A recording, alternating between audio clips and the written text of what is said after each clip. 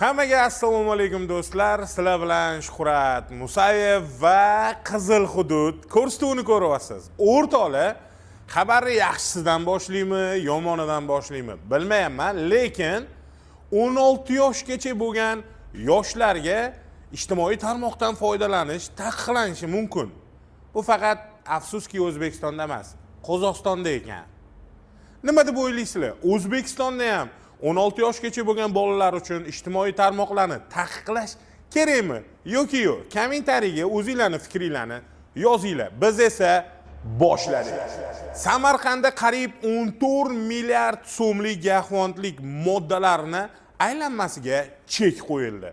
Bizni maxsus xizmat va organlarimiz giyohvandlarni borib bostirib, tizzalab berib yopishtirishibdi. Samarqand viloyatida 14 milliard so'mlik giyohvandlik vositalarining noqonuniy muomalasiga chek qo'yildi. O'zbekiston Respublikasi Prezidentining aholi salomatligi va millat gena fondini giyohvandlik va narkojinoyatlardan samarali himoya qilish bo'yicha kompleks chora-tadbirlar to'g'risidagi qaror ijrosi doirasida mamlakat bo'ylab amalga oshirilayotgan xavfsiz va sog'lom yurt tezkor profilaktik tadbirining 3-bosqichi izchil davom etmoqda. Mazkur bosqich doirasida Samarqand viloyati Ichki ishlar boshqarmasi va uning quyi tizimlari hamda Davlat xavfsizlik xizmati viloyat boshqarmasi hamkorligida o'tkazilgan tezkor tadbirlar natijasida noyabr oyining o'zida umumiy qiymati 14 milliard 256 million so'm bo'lgan turli hajm va ko'rinishdagi 90 kilogramdan ortiq giyohvandlik vositalari, shuningdek 954 dona psixotrop modda va 2 kilogramm sintetik vositalarning noqonuniy aylanmasiga chek qo'yildi. Bu narsani ko'rib men xursand bo'ldim. Nimaga desanglar, chunki haqiqatan ham hozirgi kunda O'zbekistonda bunaqa narsalar avjiga chiqyapti. Har xil mamlakatlardan O'zbekistonning ichiga giyohvand vositalar kirib kelib, yoshlarimizni tupoy, zombi, ongsiz va undan tashqari o'lik qilishyapti. Va biz giyohvandlikka qarshimiz. Sizchi? Orada hozirgi kunda avjiga chiqib ketayotgan masalalardan bittasini aytib o'tmasam bo'lmaydi. Bilasizlar, ko'chalarimizda mashinalar yildan yilga faqat ko'payyapti va rolda psixически неуравновешенный deydi. Ya'ni miyasi joyida emas sho'pirlarimiz ham ko'payib ketgan. Ijtimoiy tarmoqlarda tarqalayotgan bir nechta videolarni men sizlarga ko'rsataman. Hozirmi puldan mayli aka, menda muammo bor. Sizda bo'lmasa.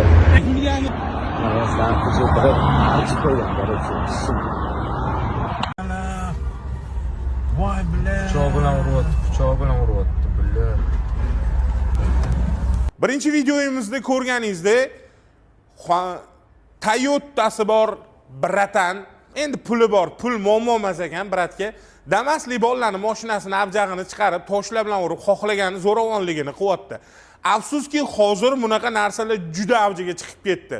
Bunaqa isqirtlar o'zini puliga ishonib, oddiy mashinada yuradigan odamlarni mensimay, bir tinga ilmay, pulim bor, xohlagan ishimni qilaman degan tushuncha bilan yashashyapti shekilli. Lekin bitta gap esingizdan chiqarmanglar. O'sha oddiy mashinaning ichida shunaqa jaydari bolalar yuradi, urib-purib mazza-pazzaylarni qochirib qo'yadi. Shu uchun karrilab yormanglar. Va qonunga tupurib qo'ygan holatingiz shu bo'lsa, qonun doirasida bularga nisbatan chora ko'rilishini va uzr so'ratilishini talab qilamiz. Chunki oddiy xalq bunaqa xavotirli holatlardan har doim xavotirda qoladi. Haromxo'rlik bo'yicha bitta zo'r videoyimiz bor. Hokimlik idoralari faoliyatida korrupsiya va firibgarlik bilan bog'liq holatlarning oldini olish maqsadida huquq-tartibot idoralari xodimlari tomonidan faol tadbirlar amalga oshirildi. Jumladan Davlat xavfsizlik xizmati hamda iqtisodiy jinoyatlarga qarshi kurashish departamenti tomonidan Farg'ona viloyatida o'tkazilgan tezkor tadbirda Bog'dod tuman hokim o'rinbosari 8000 AQSh dollarini olgan vaqtida uning noqonuniy harakatiga chek qo'yildi. Tergovga qadar tekshiruv harakatlari natijasida aniqlanishicha, ushbu mansabdor shaxs o'z xizmat mavqeyidan foydalanib, Beshariq tumanida yashovchi fuqaro tomonidan elektron onlayn auksion savdo platformasi orqali ijara huquqi asosida yutib olingan 2,4 sotix yer maydonini boshqa bir fuqaroga mulk huquqi asosida o'tkazib berishni va'da qilgan. Namangan shahar hokimining mahalla fuqarolar yig'inlaridan birining tadbirkorlikni rivojlantirish, aholi bandligini ta'minlash va kambag'allikni qisqartirish masalalari bo'yicha yordamchisi mazkur mahalladagi Yashil makon umummilliy loyihasi doirasida ajratilgan yer maydonlaridan 8 sotix qismi uchun dalolatnoma rasmiylashtirib, 1 yil davomida noturar sifatida foydalanib turish va 1 yildan so'ng yer toifasi qarorini turar joy toifasiga o'zgartirib berishni va'da qilib, buning evaziga fuqarodan 6000 AQSh dollari talab qiladi. Davlat xavfsizlik xizmatining Namangan viloyati bo'yicha boshqarmasi iqtisodiy jinoyatlarga qarshi kurashish departamenti hamkorligida o'tkazilgan tezkor tadbirda hokimlik vakili kelishilgan pul mablag'ini olgan vaqtida ashyoviy dalillar bilan ushlandi. O'rtoqlar, zam hokim temasi. O'zi bizda bilasizlar, asosiy tema zam hokimlarniki bo'ladi. Kimdandir pulni olib qo'yishadi, nimadir bo'ladi, yeb qo'yishadi. Mayli, zato o'shalarni ushlashayotganini o'zi ham bizga bir xursandchilik olib keladi-da. Mana shunaqa haromxo'rlar davlatni byudjetini ham kemiradi, xalq pulini ham kemiradi-da. DXni iqtisodiy jinoyatlar bo'yicha bo'limi mana zam hokimni ushlab o'tirib, 8000 dollar pul bilan. Baraka topinglar. Ushagan qo'linglar dard ko'rmasin iloyim. Nimaga bu gapni gapiryapman? Umumiy mana shu xalqdan pul olib, mana shunaqa isqirtgarchilik qilaman deydigan davlat mulozimlariga tegishli bu gapim. Bu ko'tinglarni qisuringlar, iltimos. Sizlar oylik olsizlar, zo'rini, oddiy odamlar unaqa oylik olmaydi. Yerni olib beraman, boshqa qilaman, u qilaman, bu qilaman deb odamlardan pul olib, lavoziminglardan foydalanib, hamma yo'qni rasvosini chiqaryapsizlar. Oddiy odamlar anitda nonsiz tuzsiz qolib ketadi. Senga o'xshagan haromxo'rlar bo'lsa, qamalib ketadi. Vajak, mazzami? Hop nanina nanina, hop nanina nanina, hop nanina nanina, hop nanina nanina. Yana bitta voqea, yana bitta narko jinoiy guruh qo'lga olingan. Bizda 20-dekabrga qadar xavfsiz va sog'lom yurt keng qamrovli tezkor tadbirlari bo'layotgan ekan. Bu tadbir davomida menimcha juda ko'pchilikni mana shunaqa qilib olib kirishsa, ancha yaxshi bo'lib qoladi. Bor-ku, maza qilib yuborishsa kerak shu odamlar.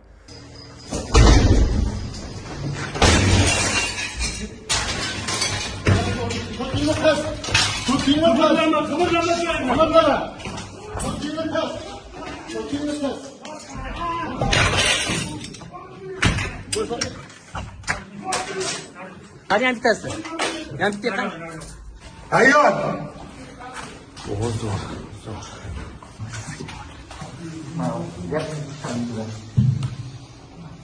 Nimaga?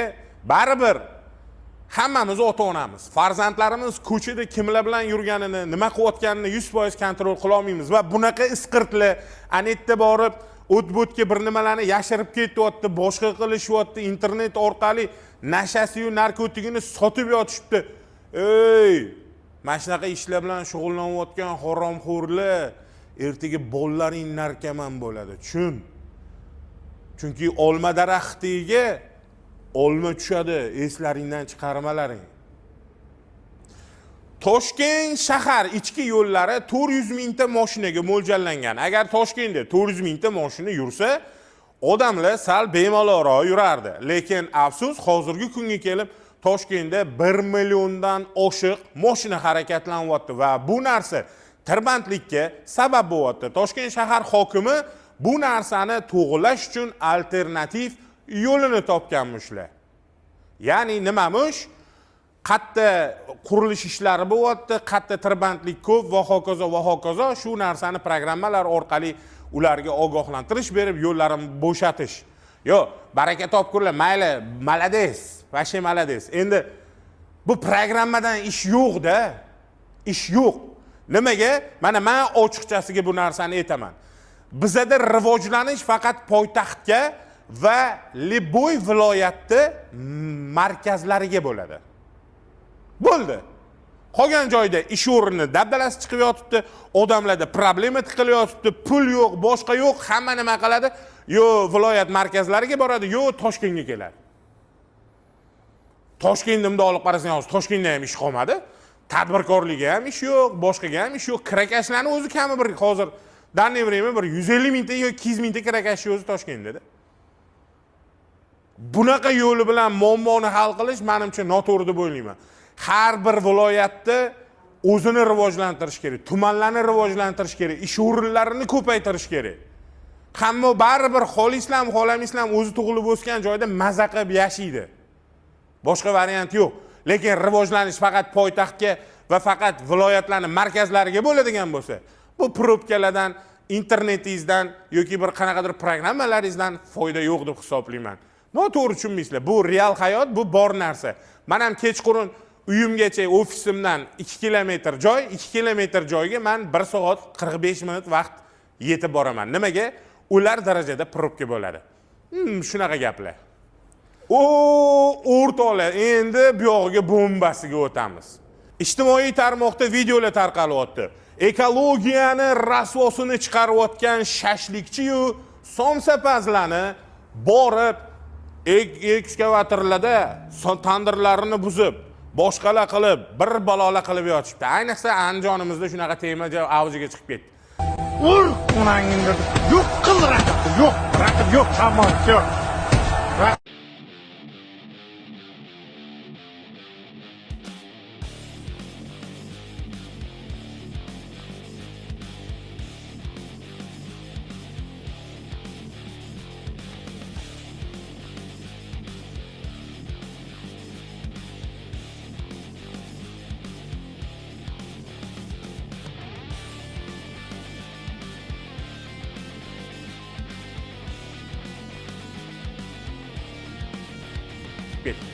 Sallatsa kalla, do'ppitsa bosh, quloq oyoq deb ketishyapti. O'rtoqlar, ekologiyani buzayotgan narsa nima aytaymi? Birinchi o'rinda bu qurilishlarimiz. Uni tan olish kerak. Hamma chang qurilishdan. Ikkinchi o'rin mashina. Mana eng katta zarar ekologiyani buzayotgan. Ayniqsa Toshkentda yashab bo'lmay qoldi. Bolalar allergik kasal, bechara ota-onalar klinikadan bolnitsadan klinikaga jab bo'lmasa, ashaqa bor ani o'ribom o'riqqa olib borib kelishyapti bolalarni. Ilojsiz qolmayapti-da. Nechinchi kelishingiz? Birinchi kelishim. Qayerdan keldingiz? Bukadan keldim. Nima bo'lyapti? Mana shu yerda bitta tomir bor, oyoqqa ikkita tizdan egiltirmayapti. Nimaga? Mashina to'lib ketgan. Yetmagan yuk mashinalarimiz bor. Va endi o'rtoqlar, gap egasini topadi. Mashinani mingandan keyin inson unga ozgina qarash kerak-da. Ko'tidan tutunni ko'rsanglar bor-ku, u ketayotganda. Tumanda ketyapmanmi? Yo'q, nima bu? Tumanmi? Oz yorug'i-yu, dvoradigan mashinalarimiz bor, yuk mashinalar. O'zimizning maxsus transportdagilarning nechtasini mashinasi uje to'kilib o'lgan, musor tashaverib, o'lib ketidan uje oq tutun emas. Uje yashil, qizil, qora bir balo tutunlar chiqib ketyapti. Mana ekologiyani dushmani. Realni nechta avtobusimiz to'kilib yotibdi. Mana ekologiyani dushmani. U somsasi u o'tinni tutuni. O'tinni to'g'ri tushuninglar. O'tinni tutuni bilan mana bu yerda yoqilg'ini tutuni, moy aralash, ani motori ketib qolgan mashinalarning tutunidan farqi bor. Men nima demoqchiman, bilasizlarmi? Haftasiga bor-ku, mayli demayman, bir oyda 2 kun umuman mana shu Toshkentda mashinalarni haydashga ruxsat berish kerak emas. Umuman haftasiga 2 kun faqat o'sha maxsus xizmatdagi mashinalar, avtobuslar, tramvaylari, trolleybuslari, skoriylari yursin. Oddiy mashinalar minishmasin, havo tozalansin. Bu joyda biz yashaymiz, biz bilamiz bu narsani qay darajadaligini va qay darajada havo rasvolanib ketganini. Shu uchun men sizlarga bor narsani boricha yetib qo'ya qoldim. Yana bitta videoga ko'zim tushib qoldi, o'rtoqlar. Girzovoy haydovchisi va boshqa bir mashina haydovchisining o'rtasida nima bo'lgan bilmayman-ku, lekin Girzovoy haydovchisiga pichoqlarni olib, pichoqlar bilan sakrab urayotgan bir dalbay yashirni ko'rib qoldim. Voy bilan. Pichoq bilan uryapti, billar. Oynani yoshlaydi. Voy odam ostiga haydayapti.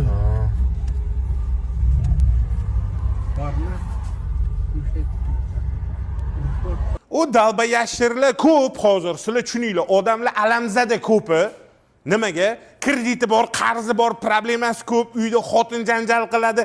Onasini emsa har kuni bitta tema, u nervda. U nervda, stressda yuradi.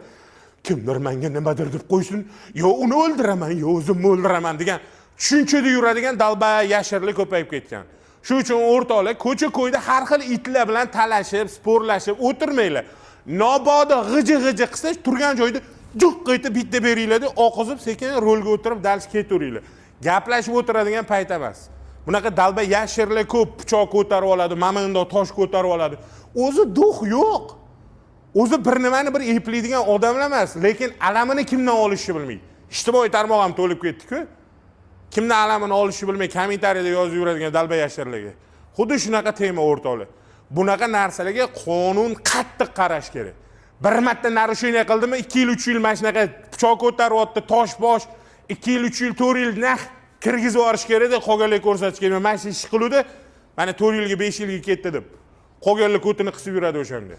Xo'p, o'rtoqlar, videoyimizning oxirida bitta narsani gapirib o'tmoqchiman. Gaz masalasida gapir deyishga shoshmanglar. Hali ozgina vaqt bor. Gaz zapravkalarimiz hali o'chirt bilan qalashib ketgani yo'q. Shu uchun gaz temasini sal keyinroqga qoldiramiz. Biz Qizil hududda sizlarga nimaga boshladik desanglar, ozgina birinchi o'chirtda o'zimizni shaxsiy, subyektiv fikrimizni bildirish va ozgina bo'lsa ham nastroyeniyalarni ko'tarish yoki tushirish. Bilmadim, endi qaysi tarafga og'ayotgan bo'lsa, o'sha tarafga ketaveradi. Hop nanina nanina, hop nanina nanina, hop nanina nanina, hop nanina nanina. Tak что, o'rtoqlar, o'zinglarni ehtiyot qilinglar. Qizil hududda keyingi sonida ko'rishguncha sog' bo'lasizlar, salomat bo'lasizlar.